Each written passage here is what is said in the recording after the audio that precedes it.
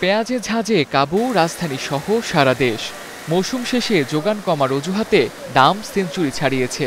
নতুন মৌসুম শুরুর আগে দাম না বাড়ার যে অনুমান ব্যবসায়ীরা করেছিলেন তা এখন কেবল আশ্বাস।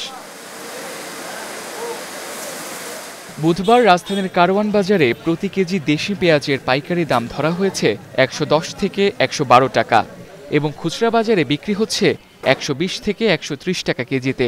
ক্রেতাদের অভিযোগ, বাজারে সরবরাহ নিশ্চিত না করায় ভোগান্তি হচ্ছে সাধারণ ভোক্তাদের।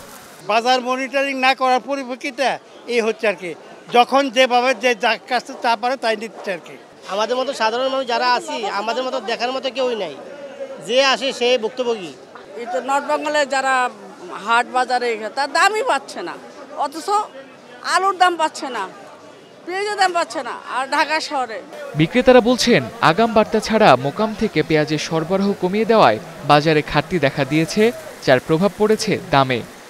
ইন্ডিয়ান পেস্টটা বন্ধ, এই আমার বাংলার পেঁয়াজের উপরে সমস্ত চাপ গেছে, এই জন্য পেঁয়াজ একটু শর্টের দিকে চলে গেছে। আমরা বেশি হলো 20 বস্তা, আটে বাই হলো 10 বস্তা, মনে করেন এরকম সবারই সংকট, ওই কিনতে পারে।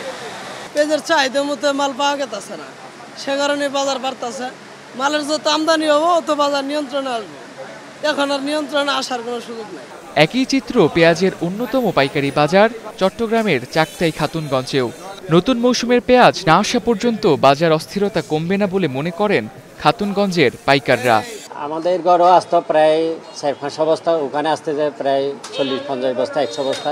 আমার চাহিদা 1000 টন, তো এখন মাল বাজার উঠতেছে মানে 200-250 টন, তাহলে 600-700 টন আপনার শহর হয়ে গেছে। 60 টাকার পেঁয়াজটা হয়ে গেছে 80-90 টাকা, আর যেটা 70 টাকা বেশি হেরে গেছে 100-105 টাকার দিক দিয়ে বর্তমানে। পেঁয়াজের বাৎসরিক চাহিদার থেকেও দেশে উৎপাদন বেশি, তবুও নতুন মৌসুম শুরুর আগে এমন ঘাটতির কারণ খতিয়ে দেখার আহ্বান ক্রেতাদের। Tamsid Ahmed, star news.